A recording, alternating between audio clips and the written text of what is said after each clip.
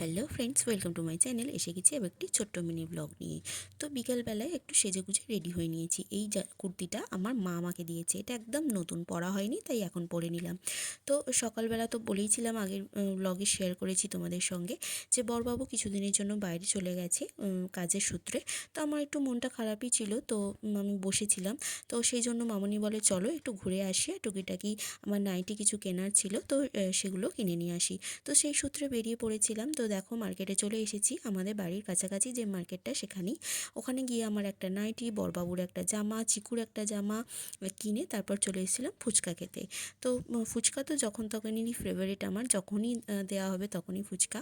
তো ফুচকাটা খেয়ে বাড়ি ফিরছিলাম, তারপরে আবার বাবুর সাথে দেখা হয়ে গেল। এখানে পেঁয়াজ বিক্রি হচ্ছে, পেঁয়াজের সেল চলছিল। তো সেখানেই দেখি বাবু হচ্ছে পেঁয়াজ কিনছে, পেঁয়াজগুলো ফ্রেশই ছিল। তারপরে সবাই মিলেই বাড়ি চলে এসেছিলাম। তো বাড়ি এসে তোমাদের সঙ্গে শেয়ার করে দিই কী কী কিনেছি। আমি এই কাফতান নাইটিটা নিয়েছি, বেশ প্রিন্টটা ভালো লাগলো এটা। তো এটা নিয়েছি, বেসিক্যালি আমাকে এটা মামনি কিনে দিয়েছে।